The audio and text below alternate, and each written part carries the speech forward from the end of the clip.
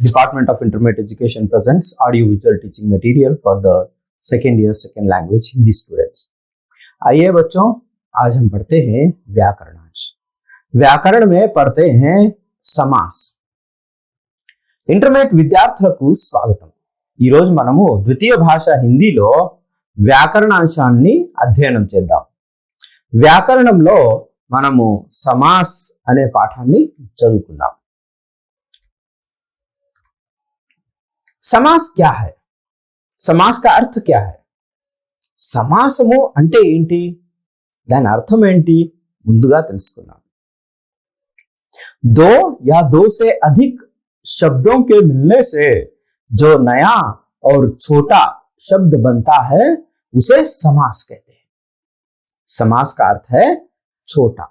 సమాసము అంటే రెండు లేదా అంతకంటే ఎక్కువ పదాలు కలిసి ఏర్పడేటటువంటి సంక్షిప్త పదాన్ని समासము అంటారు। तो समास का अर्थ है संक्षिप्त करना। उदाहरण देखेंगे तो समास में दो मुख्य शब्द हमें सुनाई देते हैं, एक है विग्रह वाक्य और दूसरा समास शब्द। विग्रह वाक्य उस वाक्य को कहते हैं जो विस्तृत रूप है। समास विग्रह वाक्य का संक्षिप्त रूप है। तो उदाहरण देखेंगे, चरण कमल, ये समास शब्द है, मतलब छोटा शब्द है, और इसका वास्तविक रूप कमल के समान चरण। कमल के समान चरण, यह वाक्य संक्षिप्त होकर चरण कमल में बदल गया। उसी प्रकार विद्या के लिए आलय, यह है वाक्य, और यह संक्षिप्त होकर विद्यालय बन गया। अर्थात समास का मतलब होता है कि विग्रह वाक्य का संक्षिप्त रूप। विग्रह वाक्य को जब हम व्याकरण के नियम के अनुसार, समास के नियमों के अनुसार संक्षिप्त करते हैं तो उसको समास कहेंगे। आइए अब देखते हैं कि समास के प्रकार क्या है। और समास के प्रकारों का अध्ययन करने से पहले हम लोग समास शब्द से जुड़े हुए कुछ अन्य बातों को जानते हैं। यहां दो उदाहरण हैं, रसोई घर, कमल नयन। दोनों ही सामासिक शब्द हैं, मतलब समास शब्द है, संक्षिप्त शब्द है। समास के नियमों से निर्मित संक्षिप्त शब्द को सामासिक शब्द कहते हैं। अब ये दो सामासिक शब्द हैं, रसोई घर, कमल नयन। और समास शब्द में दो भाग होते हैं, दो पद होते हैं, और एक है पूर्व पद। जैसे रसोई घर में रसोई पूर्व पद है, कमल नयन में कमल पूर्व पद है, और दूसरा है उत्तर पद। यहां पर रसोई घर में घर उत्तर पद है, रसोई पूर्व पद है। उसी प्रकार कमल नयन में कमल पूर्व पद है और नयन उत्तर पद है।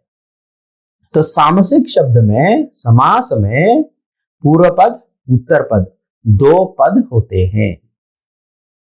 इन पदों के बीच के संबंध को आधार बनाकर ही समास के प्रकार बने हैं। अब विग्रह वाक्य क्या है? समास के शब्दों के बीच के संबंध को स्पष्ट करने वाले शब्द को समास विग्रह कहते हैं। अब यहां पर रसोई घर समास है, तो इसका विग्रह क्या है? रसोई के लिए घर। मतलब रसोई घर, रसोई के लिए घर शब्द का संक्षिप्त रूप है, और इस संक्षिप्त करना ही समास है। यहां कमल नयन में देखिए, कमल जैसे नयन, यहां पर कमल जैसे नयन में संक्षिप्त होकर कमल नयन बन गया। तो समास का मतलब संक्षिप्त रूप, और समास में उत्तर पद, पूर्व पद, दो भाग होते हैं। तो ये हमने सीखा। अब हम देखेंगे समास के नियमों के आधार पर समास के कितने प्रकार हैं। सबसे पहले समास के प्रकार देखेंगे। समास हिंदी में 6 प्रकार के हैं। सबसे पहले अव्ययी भाव समास, दूसरा है तत्पुरुष समास, तीसरा है कर्मधारय समास, द्विगु समास, द्वंद्व समास और बहुव्रीहि समास। आइए विस्तार से देखेंगे कि एक एक समास उसका नियम क्या है और समास को पहचानने की विधि क्या है। सबसे पहले अव्ययी भाव समास। जिस समास का पूर्व पद प्रधान हो और अव्यय हो उसे अव्ययी भाव समास कहते हैं। पूर्व पद उत्तर पद क्या है हमने देखा, तो पूर्व पद प्रधान और अव्यय ये दो हो जिस समास में उसको हम लोग अव्ययी भाव समास कहते हैं। जैसे यहां पर देखिए यथामति, यथामति इसका विग्रह वाक्य है मति के अनुसार, मतलब आपके सोच के अनुसार, बुद्धि के अनुसार। आमरण विग्रह वाक्य है मृत्यु तक। तो यहां पर यथा जो शब्द है ये पूर्व पद है और यथा अव्यय है। आमरण में आ पूर्व पद है और अव्यय है, इसलिए इसको हम लोग अव्ययी भाव समास कहते हैं। अब अव्यय क्या है ये जानते हैं। अव्यय का मतलब क्या है?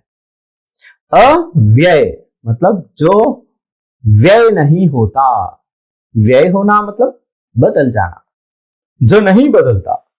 मतलब हिंदी में ऐसे शब्द हैं जो बदलते नहीं हैं। वह शब्द जिसके रूप में वचन लिंग आदि के कारण कोई विकार नहीं होता उसको हम लोग अव्यय कहते हैं।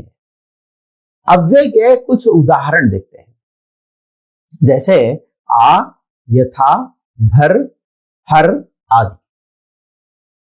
और इन अव्ययों को देखकर हम पहचान सकते हैं कि ये अव्ययी भाव समास। तीन रूपों में अव्ययी भाव समास को हम देख सकते हैं। एक है अव्ययी भाव समास को पहचानने की विधि। सबसे पहले उपसर्गों से बने हुए पद, ऐसे पद जिनका निर्माण उपसर्गों की सहायता से होता है। क्योंकि हमने पढ़ा कि अव्ययी भाव समास मतलब पूर्व पद प्रधान और पूर्व पद अव्यय। అంటే అవ్యయీ భావ సమాసాన్ని గుర్తుపట్టడం ఎలా అంటే పూర్వపదంలో ఒకవేళ ఉపసర్గ వస్తే ఆ ఉపసర్గను బట్టి మనం అవ్యయీ భావ समासाన్ని గుర్తుపట్టొచ్చు। अब ऐसे उपसर्ग जिन्हें हम देखकर पहचान सकते हैं कि ये अव्ययी भाव समास है, क्या है देखिए।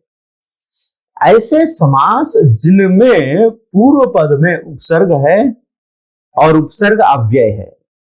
उदाहरण के लिए आ, निर, प्रति, निस, भर, खुश, बे, ला, यथा आदि। इन उपसर्गों से बनने वाले समासों को हम लोग अव्ययी भाव समास के रूप में हम लोग पहचान सकते हैं। उसी प्रकार उदाहरण देखते हैं। आजीवन, जीवन पर्यंत विग्रह वाक्य। निर्दोष, निर अव्यय है और दोष रहित विग्रह वाक्य। प्रतिदिन इसका विग्रह वाक्य प्रत्येक दिन के रूप में ले सकते हैं। बेघर उसी तरह से लावारिस, यथाशक्ति, यथामति ऐसे शब्द हैं जिनको देखते ही हम पहचान सकते हैं कि यह अव्ययी भाव समास है। दूसरा नियम क्या है? यदि एक ही शब्द दो बार आए तो उसमें भी अव्यय हो सकता है। उदाहरण के लिए देखिए, घर घर एक ही शब्द की आवृत्ति हो रही है। यहां पर देखिए घर घर का विग्रह क्या बनता है? घर के बाद घर, इसको घर घर कहेंगे। नगर नगर, नगर के बाद नगर। रोज रोज मतलब हर रोज, प्रतिदिन, दिन दिन, प्रतिदिन, ये सब अव्ययी भाव समास है। और तीसरे प्रकार में कौन से हैं अव्ययी भाव समास?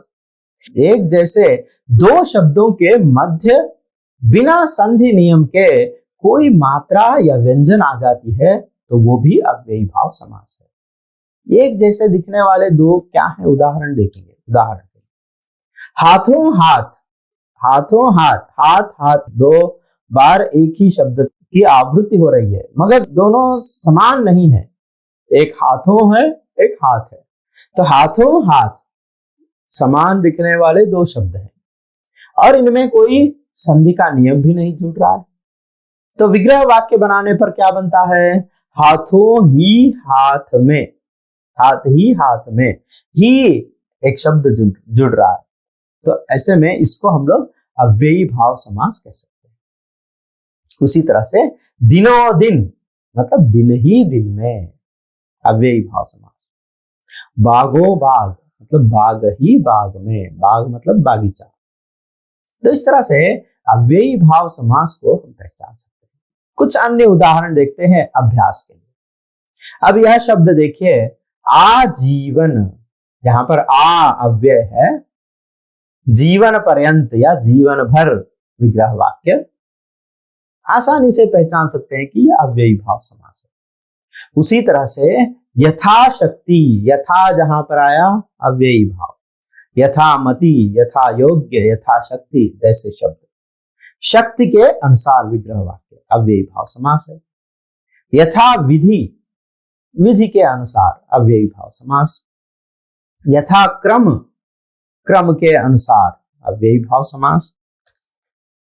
भर पेट, पेट भरकर, जहां भर शब्द अव्यय है, अव्ययी भाव समास। प्रतिदिन, प्रत्येक दिन या दिन दिन विग्रह वाक्य अव्ययी भाव समास। निडर, नी अव्यय है, डर के बिना अव्ययी भाव समास। प्रति वर्ष, प्रति अव्यय है, अव्ययी भाव समास हो गया। आमरण, मरण पर्यंत, मरण तक, मरने तक, आ शब्द अव्यय है, अव्ययी भाव समास।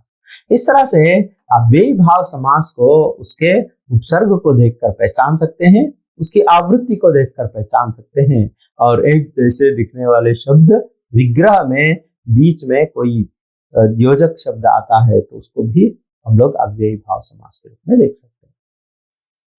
तत्पुरुष समास, तो यहां पर देखिए नियम क्या है। देखिए, जिस समास में उत्तर पद प्रधान होता है, इससे पहले हम लोग पूर्व पद प्रधान कह रहे थे अव्ययी भाव समास में, यहां तत्पुरुष समास में उत्तर पद प्रधान है तथा दोनों पदों के बीच में लगी हुई विभक्ति चिन्हों का लोप हो जाता है, तो उस समास को तत्पुरुष समास कहते हैं।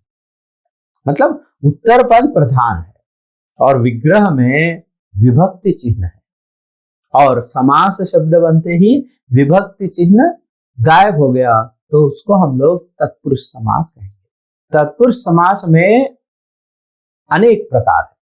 विग्रह में जो कारक प्रकट हो उसी कारक वाला वह समास होता है। मतलब समास का नाम ही ऐसे होगा कि वो कारक चिन्ह के आधार पर होता है। अब देखिए कर्म तत्पुरुष समास। कर्म तत्पुरुष समास क्या है? गिरह कट शब्द है, गिरह को काटने वाला, गिरह मतलब जेब, गिरह कट मतलब जेब काटने वाला, जेब कतरा। गिरह को क्या है? कर्म विभक्ति है, तो को है, इसलिए इसको हम लोग क्या कहेंगे? कर्म तत्पुरुष समास। అంటే విద్యార్థులు తత్పురుష సమాసము అంటే అర్థం ఏంటి? ఏ సమాసంలోనైతే ఉత్తర పదం అంటే రెండవ పదం ప్రధానంగా ఉంటుందో మరియు రెండు పదాలను కలిపేందుకు విభక్తుల ప్రయోగం అవుతుంది, ఆ విభక్తులు సమాసం ఏర్పడినప్పుడు తీసివేయబడతాయి. అట్లాంటి సమాసాన్ని తత్పురుష సమాసము అంటారు. ఈ విభక్తి చిహ్నముల ఆధారంగా తత్పురుష సమాసంలో తెలుగులోనైతే ప్రథమ, ద్వితీయ, తృతీయ అనుకుంటూ తత్పురుష సమాసం చెప్తాము, కానీ హిందీలో వచ్చేసరికి ప్రథమ ఉండదు, కానీ ద్వితీయ నుండి ప్రారంభమవుతుంది. ద్వితీయ తత్పురుషం అంటే ద్వితీయ కారక చిహ్నం ఏమిటి? కర్మ అంటే को అని వస్తే कर्म అంటాం. गिरह को काटने वाला, कर्म तत्पुरुष समास. उसी प्रकार कर्ण यानी कि तृतीय, मन चाहा, मन से चाहा, जहां पर विग्रह वाक्य में से आया तो कर्ण तत्पुरुष. उसी तरह से संप्रदान पुरुष तत्पुरुष. संप्रदान क्या है? के लिए शब्द.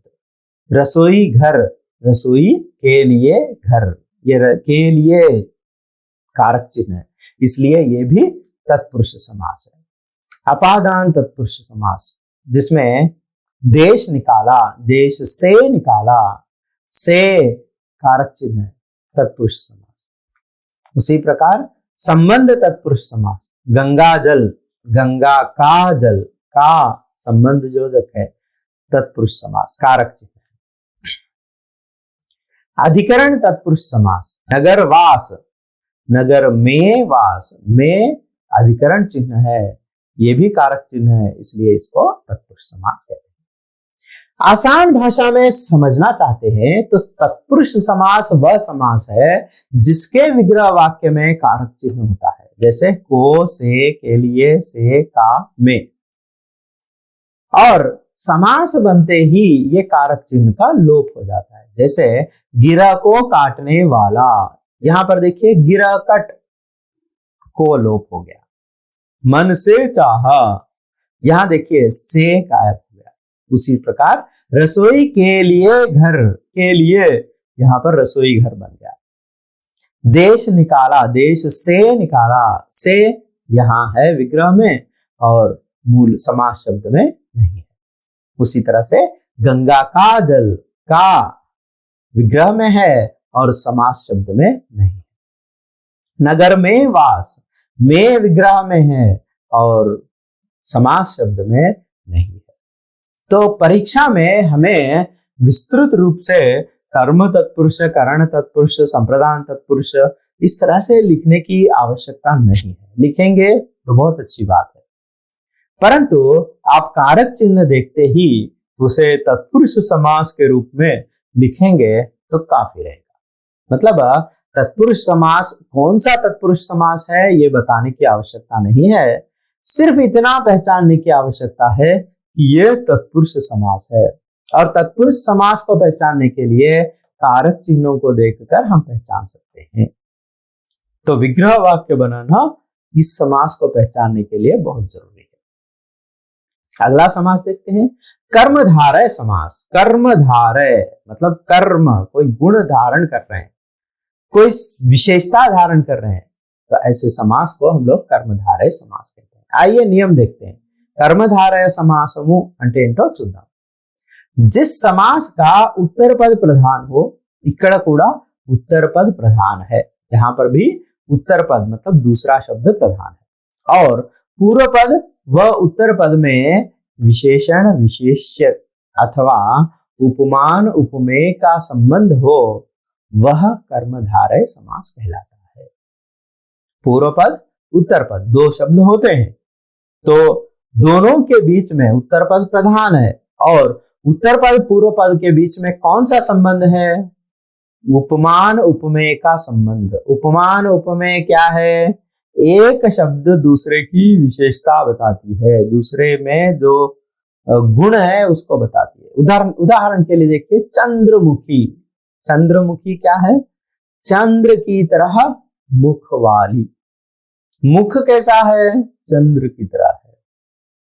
तो एक उदाहरण देखिए, भव सागर, दो शब्द है, पूर्व पद क्या है? भव है, उत्तर पद सागर है।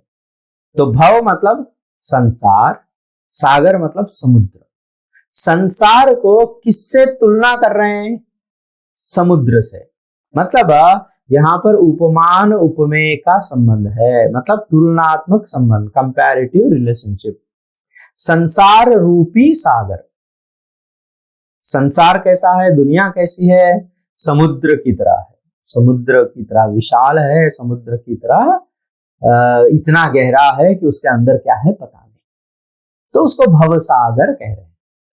मतलब ये कि भव सागर दो शब्दों के बीच में उपमान उपमेय का संबंध है। उपमान मतलब उदाहरण या जिससे हम लोग तुलना कर रहे हैं, उपमेय मतलब जिसको हम लोग तुलना कर रहे हैं। मतलब भव उपमान उपमेय है तो सागर उपमान है। उसी प्रकार घन श्याम, घन मतलब बादल, श्याम मतलब काले। बादल जैसा काला मतलब ऐसा व्यक्ति जो बादल की तरह काला है। तो श्याम कैसा है? घन की तरह है, श्याम कृष्ण है, और घन मतलब बादल, बादल की तरह काला। तो एक दूसरे के बीच में कंपैरेटिव रिलेशनशिप है, यहाँ पर उपमान उपमेय। उसी तरह से चंद्रमुख, मुख कैसा है? चंद्र के समान, यहां पर भी तुलना की जा रही है, मुख की तुलना चंद्र के से कर रहे हैं। विग्रह वाक्य क्या बनेगा? चंद्र जैसा मुख, मुख चंद्र की तरह है। देह लता, देह रूपी लता, मतलब देह मतलब शरीर कैसा है, लता की तरह, मतलब क्रीपर की तरह। तो उसी तरह से नील कमल, कमल कैसा है, नीले रंग का है। तो यहां पर ऐसे समास, ऐसे शब्द जहां पर पूर्व पद उत्तर पद में एक दूसरे की तुलना होती है, तो उसको हम लोग कर्मधारय समास कहते हैं। कमल नयन, नयन कैसे हैं, नयन मतलब आंखें, कमल की तरह, कमल की तरह आंखें हैं, यहां पर भी तुलनात्मक संबंध है। दही बड़ा, दही में डूबा बड़ा, बड़ा कैसा है, दही में डूबा हुआ है, तो बड़ा की विशेषता बता रहे। मतलब ऐसा समास जिसमें पूर्व पद उत्तर पद के बीच में विशेषण विशेष्य का संबंध, उपमान उपमेय का संबंध, मतलब तुलनात्मक कंपैरेटिव रिलेशनशिप है, तो उसको हम लोग कर्मधारय समास कहते हैं। अगला समास क्या है, द्विगु समास। द्विगु, जिस समास का पूर्व पद संख्यावाचक विशेषण हो उसे द्विगु समास कहते हैं। इससे समूह अथवा समाहार का बोध होता है।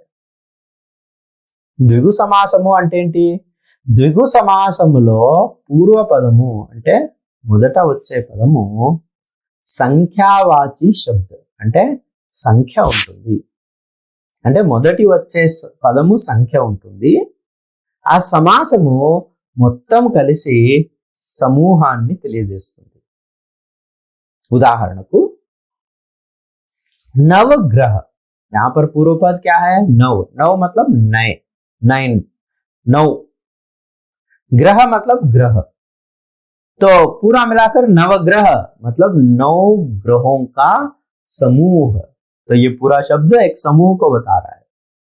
पूर्व पद क्या है, संख्या है, और ये पूरा समास क्या है, समूह है। 9 ग्रहों का समूह, द्विगु समास। उसी तरह से दो पहर, पहर मतलब घड़ी, घड़ियां मतलब एक समय, दो प्रहर मतलब 2 बजे का समय, 2 प्रहरों का समाहार, दोनों पहर मिलकर एक समूह बन गया। उसी तरह से त्रिलोक, त्रि मतलब 3, लोक मतलब लोक, 3 लोकों का समूह। चौमासा, चौमासा मतलब 4 महीनों का समूह। उसी प्रकार नवरात्रि, 9 रात्रियों का समूह। शताब्दी, शत मतलब 100, अब्दी मतलब साल, 100 सालों का समूह। अठन्नी, 8 आनों का समूह। उसी तरह से सतसही मतलब 700 का समूह। यहां पर हम बहुत आसानी से पहचान सकते हैं कि ద్విగు समास क्या है। ద్విగు సమాసాన్ని గుర్తుపట్టడం చాలా సులభం। ఏం చేస్తాం మనము, 9, 10 అని ఈ విధంగా పూర్వపదము సంఖ్యావాచకం ఉంటుంది। ఈ సంఖ్యావాచక పదాన్ని చూడగానే మనం ద్విగు సమాసము అని గుర్తుపట్టవచ్చు। 9 ग्रहों का समूह, 2 पहरों का समूह, 3 लोकों का समूह, 4 मासों का समूह, 9 रात्रियों का समूह, 100 अवधियों का समूह, 8 आनों का समूह, 700 दोहों का समूह। 9, 2, 3, 4, 9, 100, 8, 700 ये सारे సంఖ్యావాచి శబ్దం। ఇవన్నీ సంఖ్యావాచక పదాలు। పూర్వపదంలో సంఖ్యావాచక పదాలు ఉంటే దాన్ని మనము ద్విగు సమాసము అనవచ్చును। కాబట్టి ద్విగు సమాసాన్ని గుర్తుపట్టడం చాలా సులభము। आगे देखिए, अगला समास है द्वंद्व समास। द्वंद्व समास, द्वंद्व मतलब ही ट्विन। देखिए, जिस समास के दोनों पद प्रधान होते हैं तथा विग्रह करने पर और अथवा या एवं योजक चिन्ह लगते हैं वह द्वंद्व समास कहलाता है। ద్వంద్వ సమాసము చాలా సులభంగా గుర్తుపట్టే సమాసం। ఇందులో 2 పదాలు ఉంటాయి, పూర్వపదము ఉత్తర పదం, ఏ సమాసంలోనైనా ఉంటాయి। ఇవి రెండు సమానము, రెండు ఒకే స్థాయిలో ఉంటాయి. उदाहरण के लिए देखिए, माता पिता రెండు సమానం. విగ్రహ వాక్య बनाने के बाद దీని విగ్రह వాక్యం తయారు చేస్తే మాతా और पिता అని వస్తుంది. और అని ఒక సంయోజక పదం కల్పిస్తుంది. ऐसा समास जिसमें दोनों पद समान हैं और विग्रह में और संयोजक जुड़ता है उसको हम लोग द्वंद्व समास कहते हैं. అంటే और అని వస్తే దాన్ని ద్వంద్వ సమాసము అంటాం. రెండోది, भाई बहन दोनों समान है और विग्रह करने पर भाई और बहन आ रहा है तो द्वंद्व समास है. उसी प्रकार राजा रानी दोनों समान पद हैं और राजा और रानी द्वंद्व समास. सुख और दुख द्वंद्व समास. रात और दिन द्वंद्व समास. घर और द्वार द्वंद्व समास. अपना और पराया द्वंद्व समास. मतलब ऐसा समास जिसमें पूर्व पद उत्तर पद दोनों समान है और विग्रह करने पर योजक चिन्ह जुड़ता है, जैसे और या जैसे योजक चिन्ह रहते हैं और समास पद में योजक चिन्ह लुप्त हो जाता है तो उसको हम लोग द्वंद्व समास कहते हैं. ద్వంద్వ సమాసము చాలా సులభం. ఇక్కడ ఒకటి గుర్తు పెట్టుకోవాలి, మీకు భాయి బహన్ మాతా పిత రాజా రాణి సుఖ దుఃఖ అన్నట్టే घर అని వచ్చింది అనుకోండి, అది घर और घर కాదు. उसका विग्रह वाक्य बनाने पर क्या होता है, घर और घर नहीं होता, वहां पर घर में या घर के बाद घर उसका विग्रह वाक्य है. तो घर के बाद घर है, वहां कोई योजक चिन्ह नहीं है, इसलिए घर द्वंद्व समास नहीं है, वो अव्ययी भाव समास है. और उसी तरह से कुछ ऐसे शब्द मिलते हैं जिन्हें देखकर ऐसा लगता है कि वो द्वंद्व होंगे परंतु वो द्वंद्व समास नहीं होते. तो ऐसे शब्दों को भी हमें ध्यान में रखना